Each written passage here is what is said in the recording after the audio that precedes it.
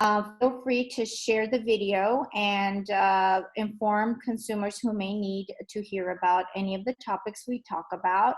We can also, if you have any questions, comment below.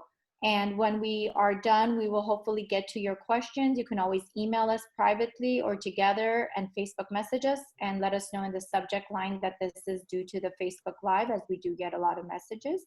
And we'll be happy to answer any questions. So Karine, please introduce yourself. My name is Karine Karadjian. I'm a bankruptcy and debt settlement attorney. I have an office in Van Nuys, and I also have an office in Glendale and Irvine. So I'm all over SoCal, trying to put out fires right now from a lot of distressed people. And why don't you introduce yourself? Thank you so much. I'm Christina Malyan, and I have my practice. My headquarters are in Glendale, California. I do practice virtually, and I have been practicing virtually. So the COVID-19 pandemic was not such of a change for me, but I am hosting meetings via Zoom or Facebook or any other platform that I can make it convenient for my clients. Awesome. My areas of practice are personal injury, catastrophic injury cases, and I also do estate planning. And with estate planning, it's your common terms of your will, trust, medical directive, and power of attorney. Great. So yeah, Karine, you mentioned you got a lot of phone calls. What are these calls? Like, why is your phone busy, or what's going on? What's the most interesting thing that's happened within the last 2 weeks since the lockdown and the crisis? So we're getting a lot of calls, and I'm not the only one. You know, a lot of my bankruptcy colleagues are getting similar calls. People are getting laid off. People have had a reduction in their hours, and they're, you know, they don't know what to do next. And so their natural inclination is to contact the bankruptcy attorney and say, hey, I want to file bankruptcy. I don't know how I can make next month's mortgage. I don't know how I can make next month's car payment or credit card payment. And what my colleagues and I are telling them is it's a little bit too early right now. It's a little bit premature. Let's see how things pan out. There's a new stimulus package that's in place. There's, you know, EDD is offering unemployment benefits, and certain credit card companies, mortgage companies, and car lenders are working with their consumers to try to make it a little bit easier for them and give them a little bit of a break.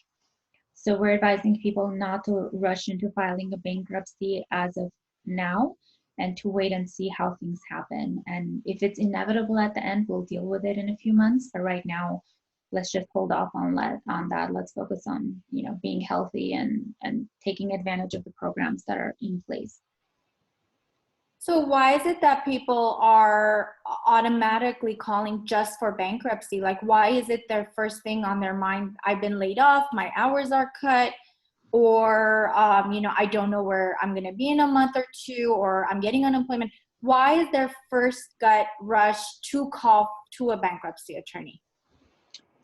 I don't really know. I mean, if I had to take a guess, it's probably because they might be seeing a lot of advertisement out there. I know I'm seeing it on social media or hearing it on the radio and things like that. So they might be seeing a lot of these little things here and there, like can't make your ends meet, or, you know, you're struggling, go ahead and give us a call, free bankruptcy consult, and things like that.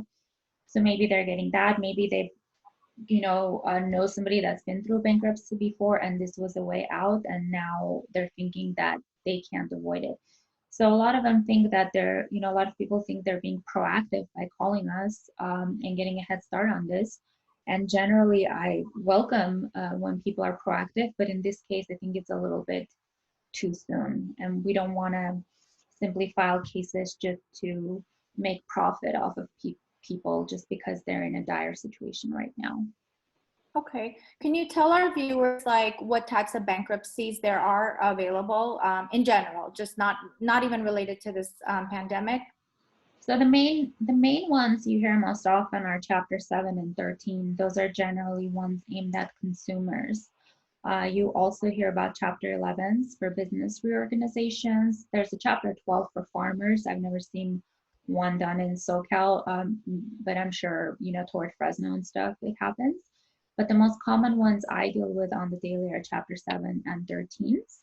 I have a feeling that certain small businesses might need to file for Chapter 11 if it makes sense. And the new stimulus bill that's passed has a lot of new language as it relates to Chapter 11s as well to help the typical small business owner. For that, if somebody needs help with that, you can contact me and I can contact you with other attorneys that do that. I don't do that. Okay, very nice. So with regards to people calling in panic, are they, which option would they qualify, or if both 7 or 13?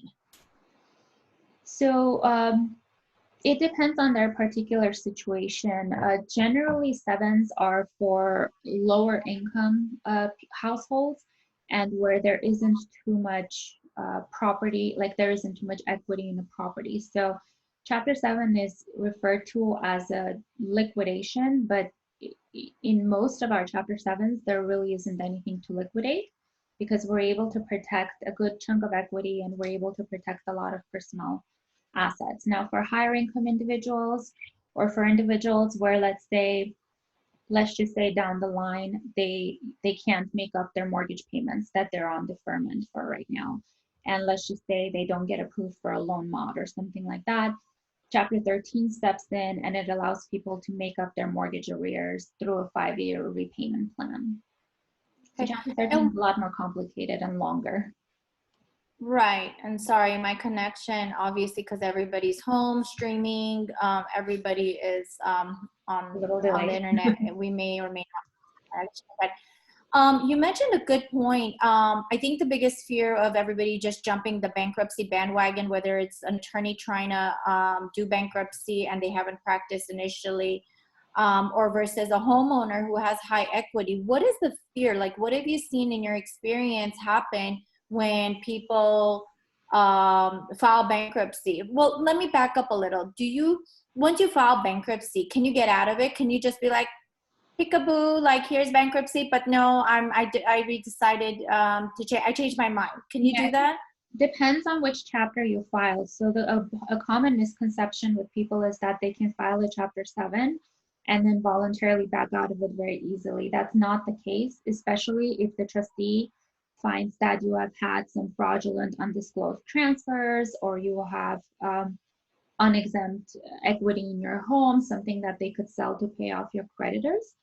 So in a Chapter 7, you can't voluntarily just so easily dismiss out of it. And that's why you always need to deal with an experienced bankruptcy attorney, not a petition preparer, not a paralegal, and not an attorney that just dabbles in bankruptcy law because your assets are at stake. With a Chapter 13, you could voluntarily dismiss out of it. But again, anytime that the courts or the trustee senses that there's some sort of fraudulent or concealment, that kind of thing going on, you're exposing yourself to investigation from the FBI and the US DOJ, and it's just something you really don't want to do.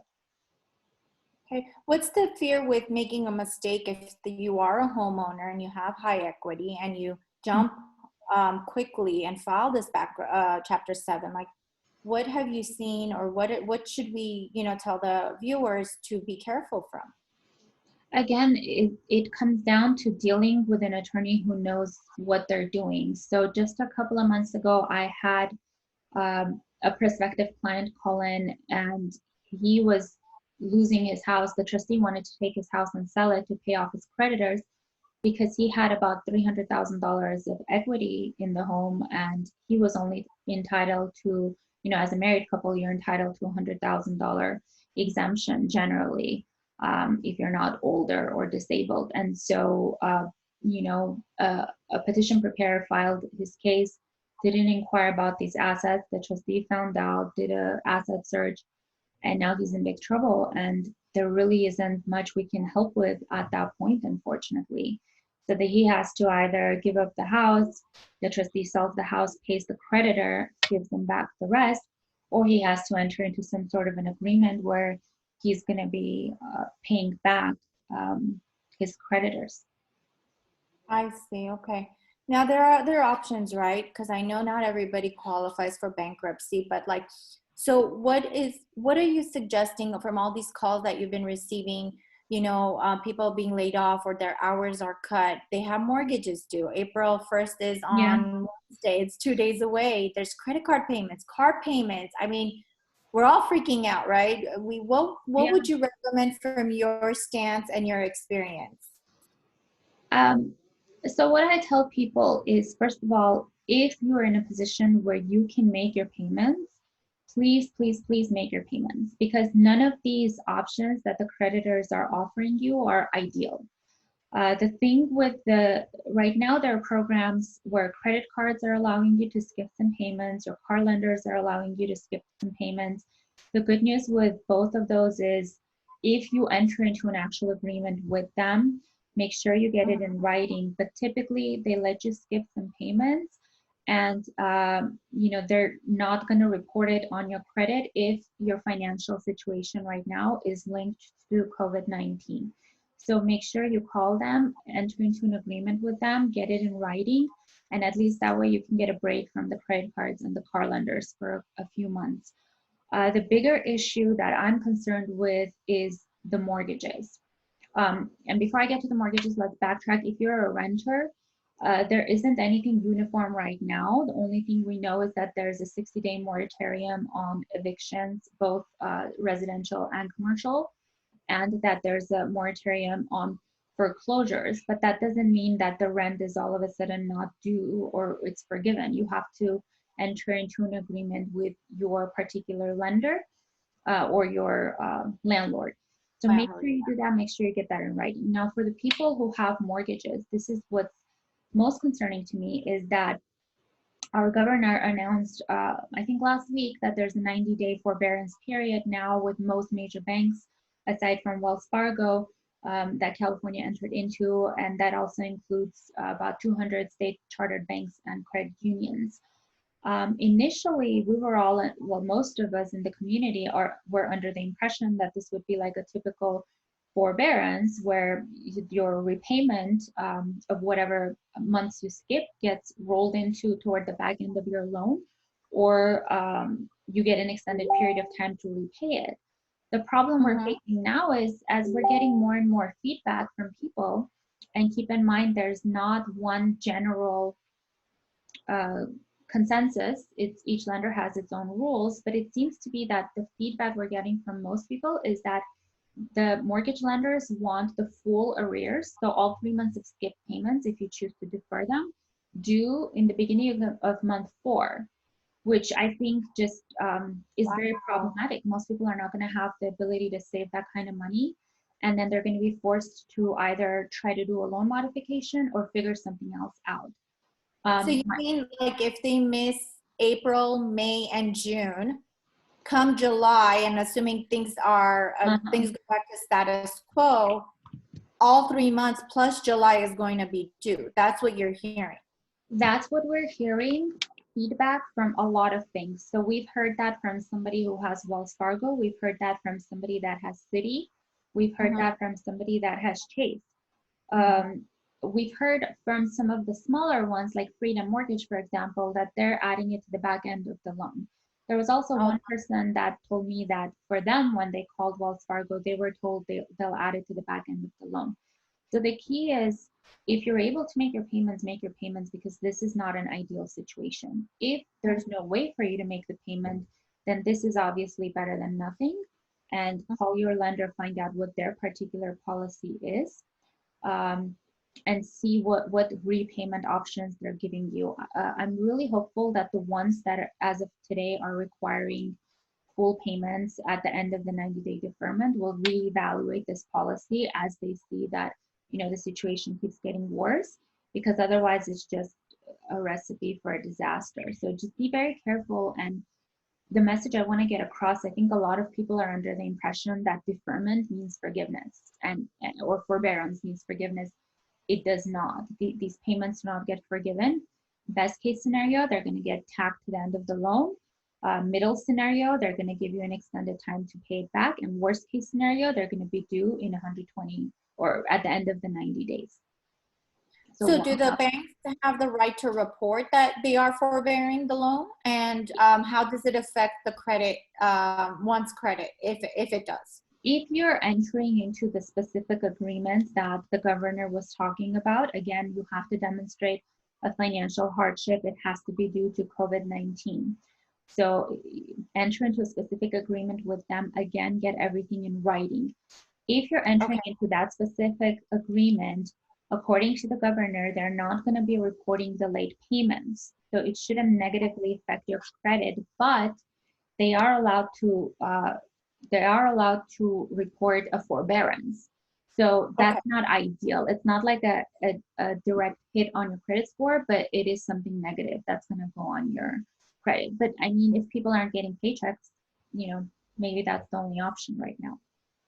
So let's talk about that. Let's talk about what programs and what, state and federal orders are in place or options are in place for some temporary relief.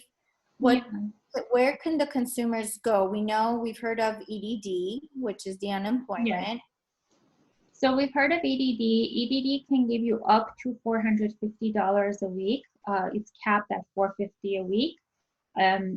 It's not $450 a week for everybody. So it's going to depend on your situation. The good news that I saw on the EDD website is that now they're extending certain benefits to self-employed people. And that's huge because that's usually not allowed. And so, in California, in LA in particular, we have so many people that are Uber, Lyft drivers, independent contractors of that sort. So there's specific guidelines that EDD has put on their website for who might be eligible. So go on and see if you meet those qualifications and apply. Even if you're self-employed, take advantage of that. So just apply, read through it. If they have questions, they'll ask you. But I've heard that the response rate is very quick. I know people, as soon as they got the shutdown and the lockdown, or they got hours reduced, they got a letter within a week. And within the second week, which is this week, they've already had their state $450 deposited. Everybody's getting $450. But then there's also the $600 from the federal, correct? So that's the $600 from the federal that's coming in with the stimulus legislation that the president signed on Friday, I believe. So we're waiting on a lot of details on that stuff. There's a few things. There's a $1,200 if you're single, $2,400 if you're married, and then if you're head of household or married, $500 per child. And that's the stimulus check that's going to be coming in. For that, that's automatic. You don't need to apply for anything. If you filed your 2019 taxes, they're going to use the income qualification if you meet so it's for middle and lower income people. If you're really high income, you're not going to qualify. So they're going to base it on that income, and they're going to send you the check to your address, or if you used a bank account information for direct deposit when you filed your taxes for 2019, they will just automatically deposit it into that account. If you haven't, you must have filed your 2019, if not at least your 2018, right? You have to have some taxes reported in the most recent years. So they'll use 2018 if you haven't filed 2019. So that, according to the government, you should be getting in about 3 weeks. Some people are saying give it up to 2 months. I've seen some accountants speak about that, just because the system is overwhelmed. As far as the $600 a week extra unemployment, I don't know the details of whether you need to apply separately to that, or if you've applied through EDD, then the government is just going to tack on it. But so some of the conversations I've had to those who have applied, it appears from my discussions from them, again, we should be able to check and find out to know for sure, but it's almost an automatic. So if you did apply, it's an automatic. As to when it will come, I don't know, and they don't know either. But with EDD. So when they already got their $450 from the state, they have not received their $600 yet. Right, because that's still new. But so, and then keep in mind to put aside some money for a tax liability at the end of the year for all the money that you're going to be getting from unemployment. Because unemployment is taxable. It is Unemployment is income. taxable. The stimulus check itself, the 1,200, 2,400, whatever it is, you don't have to pay taxes on that. But the unemployment, keep that in mind and plan ahead for it, just so you're not in for a surprise. But there's also some caps or catches and some discussion as to what is this stimulus check, right? What is it going to do for us, or how is it going to be recalculated when your 2020 taxes are filed? So I'm not a tax professional. So I know my colleague Ala Tanina with Tanina Law, she actually did a really informative Facebook Live earlier today, and you can find that on her Tanina Law page, where she talks about what exactly the stimulus check is. Like it's some sort of tax credit, I believe, how it's going to affect your 2020 tax situation. And then she also just talks about really important things like if you can't afford to pay your taxes right now because of everything that's going on, this might be a good time for an offer in compromise. So talk to a tax professional about all of the repercussions that come, with this kind of stuff. It's one thing we have to deal with it. It's another thing we have to understand it. It's the third thing we have to think about the taxes that are all going to come into play. Yeah. For those of you who are just joining in, thank you so much for spending your Monday night. I know we had some technical difficulties. We were trying to stream this on Facebook through Zoom. We practiced last night and the night before. Everything was fine. And when it came down to showtime, we kind of had some glitches. So my opportunity, or we found an opportunity to pick up our phone, record our old school, and just, bring you something live. Hopefully the recording Zoom session will be clear and we can just upload that. Please feel free to like, share, and pass on the information. Our contact information will be included at the end as well. Please comment below and let us know if you have any questions. We have multiple discussions and multiple questions we were asked on our Instagram live session last week. And because of the response and the feedback we got, we decided to do a Facebook Live until we realized we can't do one together like Instagram. But notwithstanding that, we're talking about bankruptcy. We went over the different types of bankruptcy. We have gone over some other options of unemployment. One thing to mention definitely is that with the unemployment, if you do qualify, or if you cannot get unemployment because you filed within the last 18 months or whatever the restrictions are for your own circumstances, you can still apply for different types of benefits. And I know some of the people had applied for CalFresh, right? With regards to food stamps, some monetary relief there for being able to buy food. What else? What other things did we talk about last week with regards to programs for our viewers? I'm trying to remember. The student loans, that's big. So the student loans. So the student loans, there's a really reputable bankruptcy attorney and student loan attorney we have on one of our Facebook networks. His name is Jay Fleischman, and he's in LA. What he posted on one of our bankruptcy attorney pages was that all federally owned student loans are going to be on deferment or forbearance.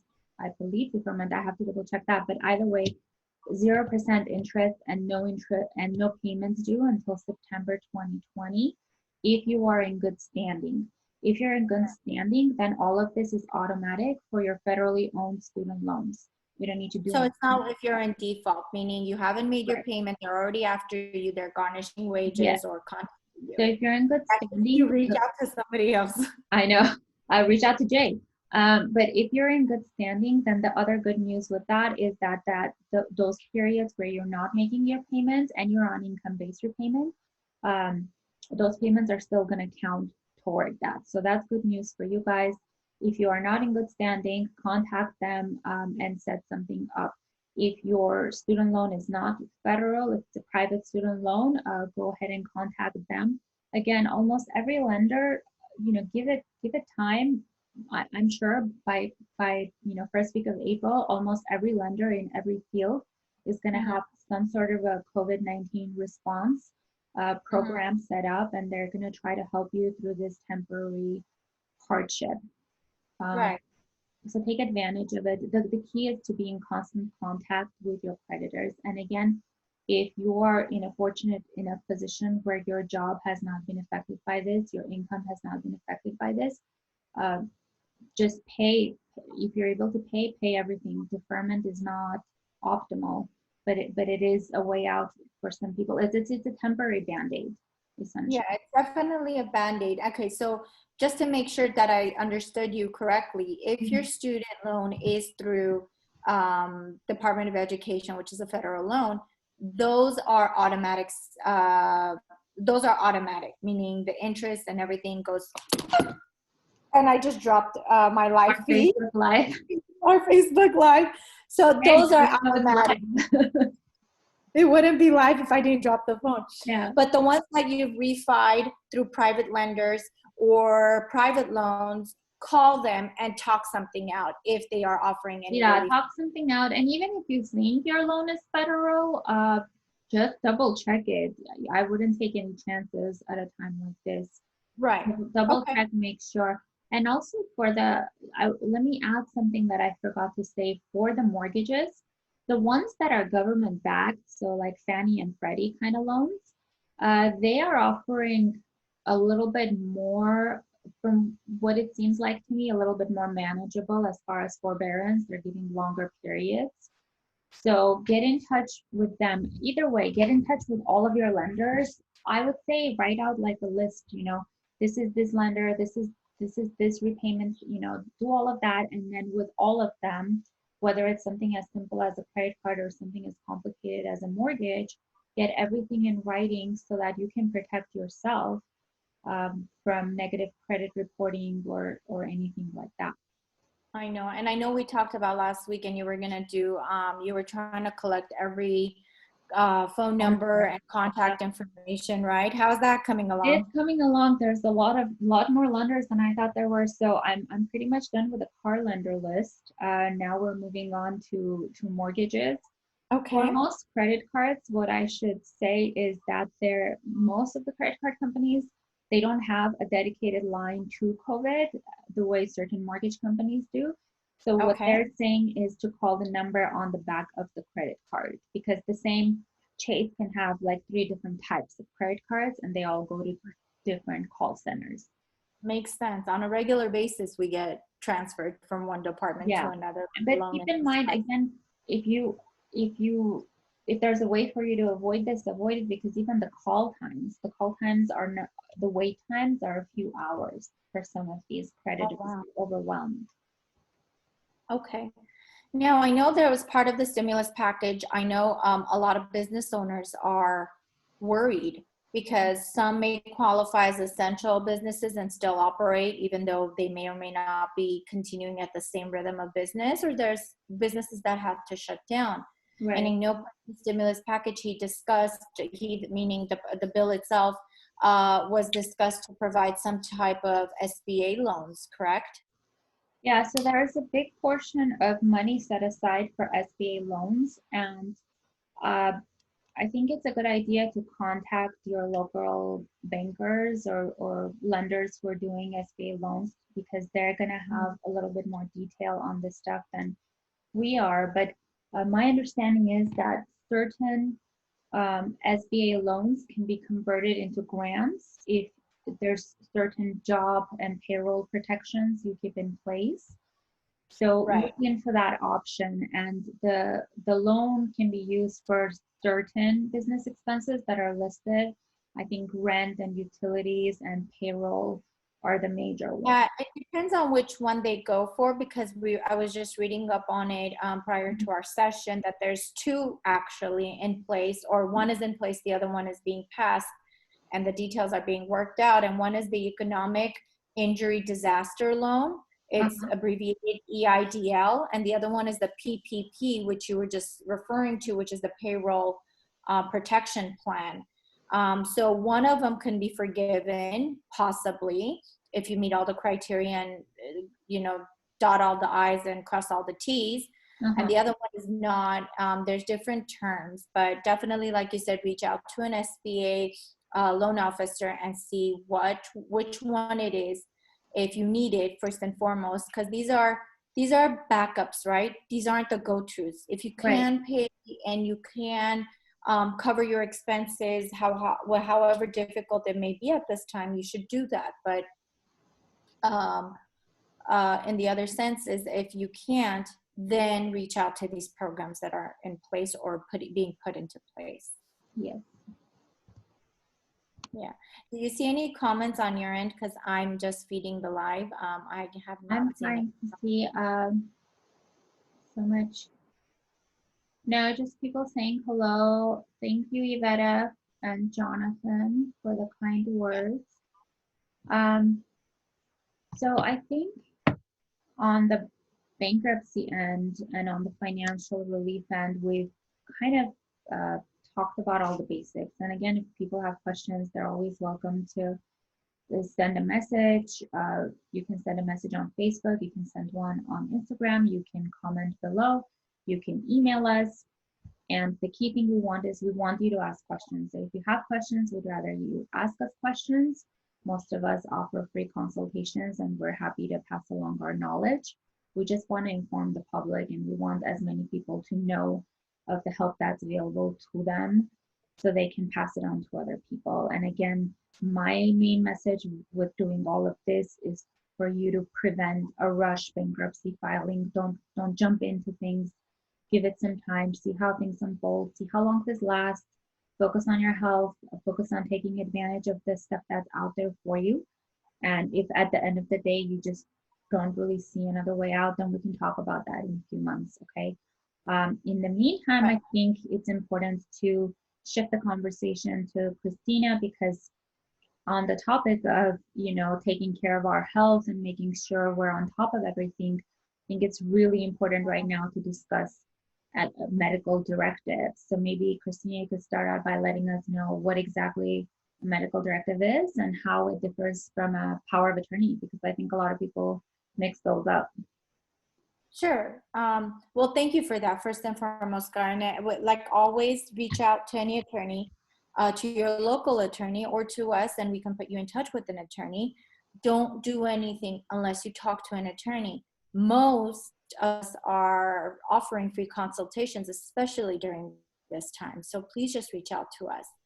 Now, like you, I've gotten so many phone calls. My phone calls actually started in January, right after Kobe's passing.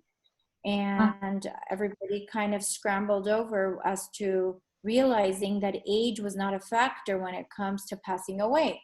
Now, with regards to COVID-19 and the coronavirus, I think the widespread fear, the uncertainty has caused a lot of panic. And I understand a lot, and I understand why people are panicking because of the uncertainty and the unknown.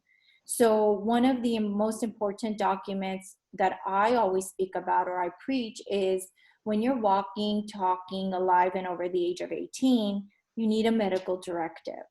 And the question is why, right? Like, first of all, what is it? Then why? Right. What it is essentially a fancy document, a legal document that gives legal authority to an agent to conduct your medical concerns, whether those be communications with your doctor, obtaining records, anything related to your medical decisions during the time you're incapacitated.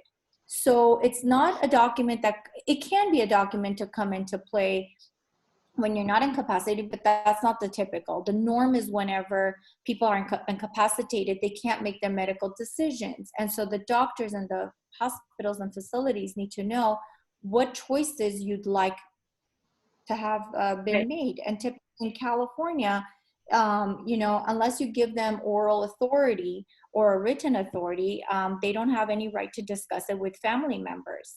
I think the biggest misconception is that, oh, I'm married, they'll talk to my spouse or they'll talk to my children.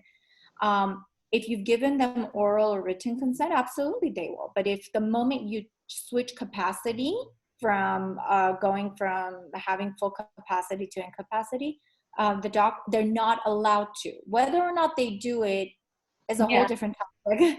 Whether or not they're allowed to is a different matter. And so when you cannot make your decisions, your medical decisions during that time, your directive comes into play to allow the agent or the facility or the doctors to know what your wishes are. And there's state forms that you can download from online. There are a lot of things in place, but talking to an attorney and carving out those details actually help. And I get really into details as to what the medical directive should be, how much information should be included. We talk about organ donation, funeral arrangements. They are not happy topics at all, especially during this time. It's the most difficult and heartfelt conversations I've had with my clients, but it is something that will give your agents the power to communicate on behalf of you. And I know there's a lot of talk with regards to COVID-19. And there's a lot of discussion about possibly passing a universal law of do not resuscitate. And in typical stances where do not resuscitate is an oath, is something that the doctors need to have actual confirmation from the patient, either written or oral. They may actually apply this across the board if it passes. First and foremost, it has to pass. So nothing, if it's not in legislation, if it's not the law yet, we have nothing to worry about. Right. But this raises the concerns of everybody's wishes of what they would want and would not want. So it's just a tool to give us and your agents the opportunity to make your decisions. So if they pass that law, then if you have a medical directive in place, which one supersedes? Oh, that is not only a difficult question, but it's going to be a difficult answer with a whole bunch of, look, with regards to violating medical directives and power of attorneys, there are fiduciary responsibilities and consequences. However, if there's this universal law, which typically or sometimes has come into place during war, where doctors are, trained how to deal with war victims and war injured individuals. And they have something called the triage where they know what to do and whom to save. That's different. Essentially, the discussion can possibly be, is this a warlike situation where if this is law, it's going to be interesting because, typically the law will trump. I have yet to divulge and get into the nitty-gritty of all this because of the fact that it's something newly discussed. It's in the works. It's a hot, debatable topic, which I was going to have a presentation on with a neurologist physician from Chicago and another attorney discussing the ethics and what is the right or wrong, outcome. I honestly don't know. If there is law, I don't know if the medical directive can trump it. I have to, but it is going to be one that's going to be very interesting because as long as it's a universal law where people's social status, their income, their gender, their age is not being a factor, and one deciding factor is the coronavirus, then it might actually be in place that people need to follow. But until then, and hopefully that doesn't, trump anything, having a medical directive would be key in this situation, if not in any situation, because you never know what can happen to you. And I think that there's this general misconception, right, that people think you have to be old to have a medical directive. You have to be certain, tell me from your perspective, who needs a medical directive? And also, I think people think it's some ridiculous expense, and I think it's actually pretty reasonable what most attorneys charge for something like this. Yeah. So who needs it? If you're above the age of, or if you're 18 and older, you're walking, talking, and of sound mind, you need a medical directive as much as you need a power of attorney, which will handle your finances, your financial situation, and a will. So that has nothing to do with the rich and famous. That is anybody over the age of 18. Because once you're 18, as parents, you lose your right to make any medical decisions for your kids. So it's a super, it's not a complicated thing. With regards to why you would need it is because you never know what can happen. We are so afraid of the coronavirus, but there are other factors that are more dangerous and can happen on a daily basis, such as car accidents, the flu, there's so many things like. Look at Kobe. He went on a helicopter ride and it crashed, right? Unfortunately. So you don't know where your life will end up and what will happen when you leave your home. Or even if you don't leave your home, something could happen. Like, we don't know when our time comes, and that's the beauty of it. So medical directives doesn't have a time. It has a date as to when you can start it, which is 18 and over, but it doesn't. You don't know what's going to happen to you. So when you don't know, the best thing is to have things in place. So to those who are 18 and over, they need it. It is a lot of work with regards to, meeting the attorney, getting it all, finding out, because look, there's ones I mentioned online that you can download and do, and those are great just to have a peace of mind. But with attorneys, we get into the details of like organ donation, autopsy, burial versus cremation, pain relieving medication, or other life-sustaining treatments. Pull the plug, don't pull the plug, do not resuscitate. We get into your wishes and your exactly as the way you want it, basically. Yeah, you carve it out to what you want, and you eliminate that stress from your partners, from your parents, from your children, from your spouses.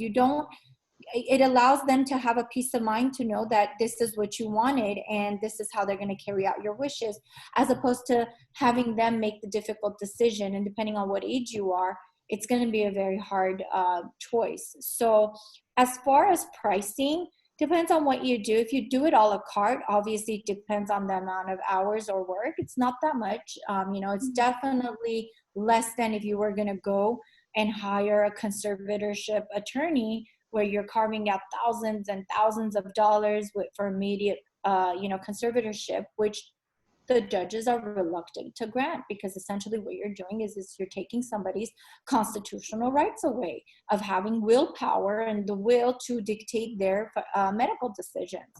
And, the famous case of Terry Schiavo, that was a Florida case, obviously different than California, but her husband and her parents were in a 14 to 15-year battle of, should we pull the plug or should we not, depending on, what side of the, coin they were on.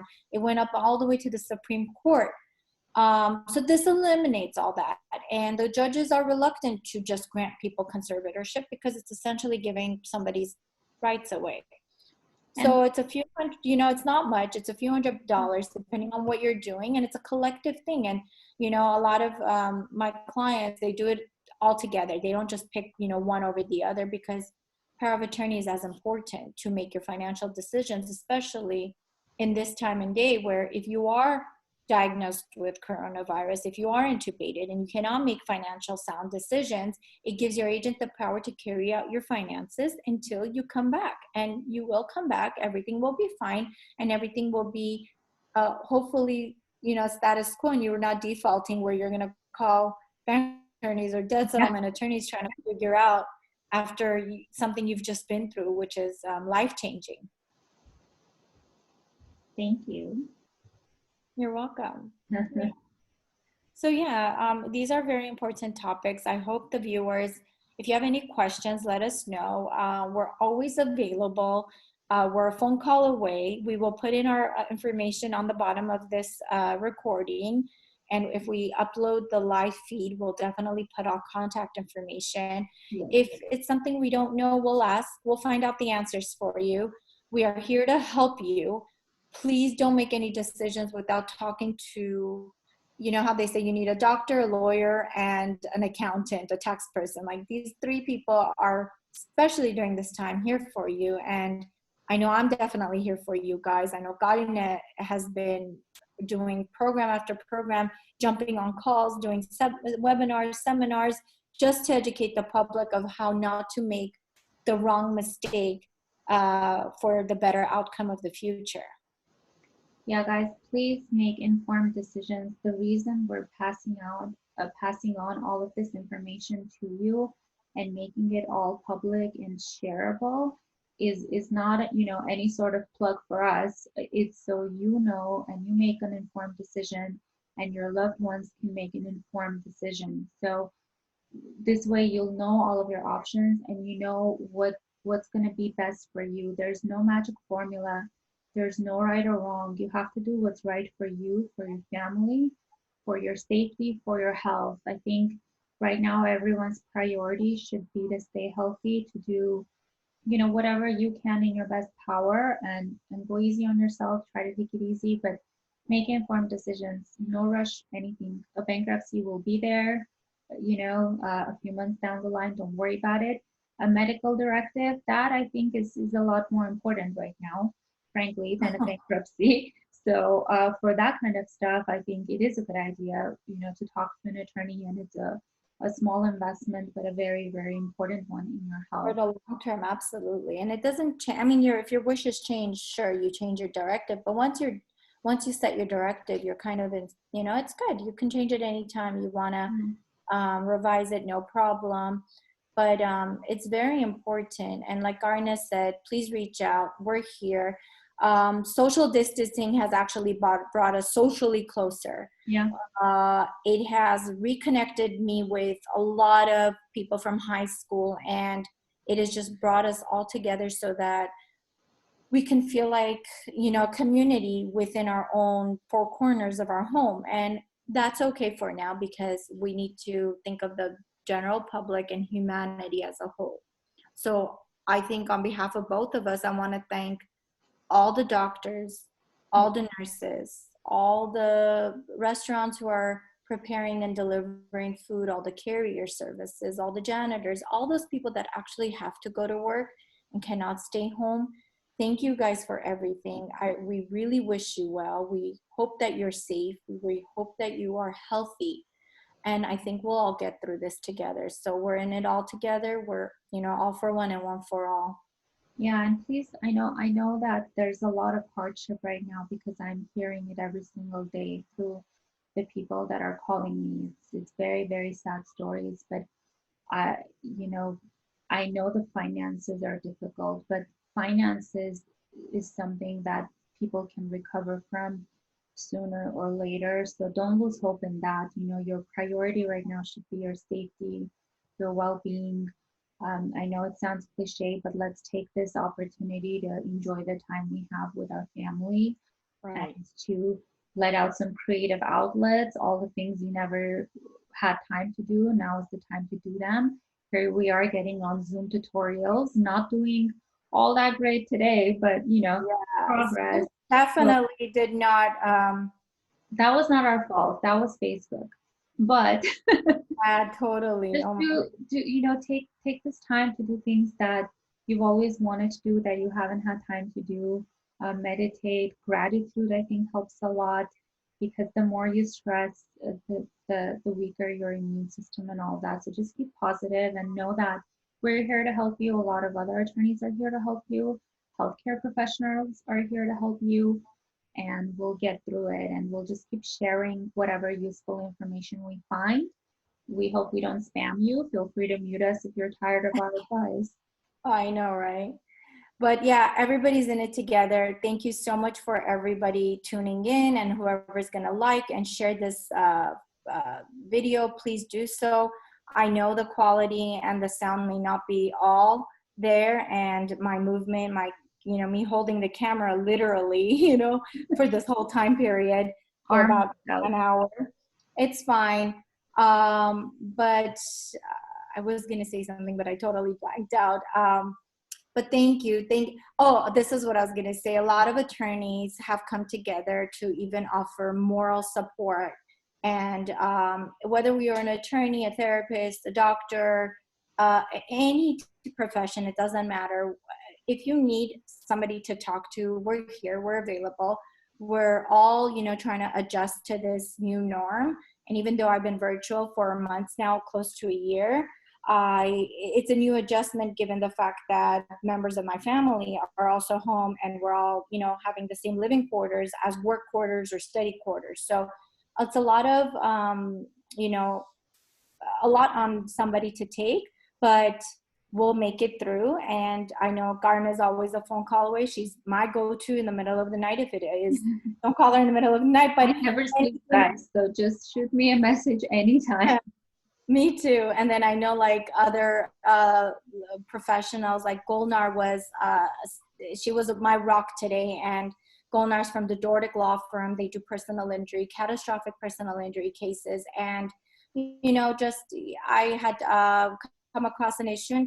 She was a phone call away. So I thank her for it. I really appreciate her time. And likewise with Garna, she's always a phone call away to discuss anything. So if you guys have any questions, comment below. We'll respond. You know, if it's personal and individual, please don't make it public. Contact us separately. We will definitely address it and get something to you in, you know, the quickest time possible.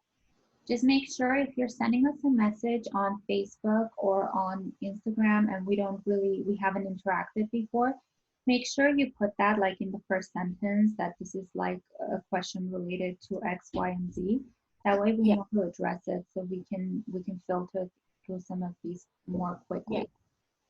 Absolutely. Okay. Thank you guys for tuning in. Thank you. Thanks for tuning into our bootleg Facebook Live. Try to see if we can upload the higher quality version if Zoom allows me. Okay. Bye. Thank you so much. Have a good day.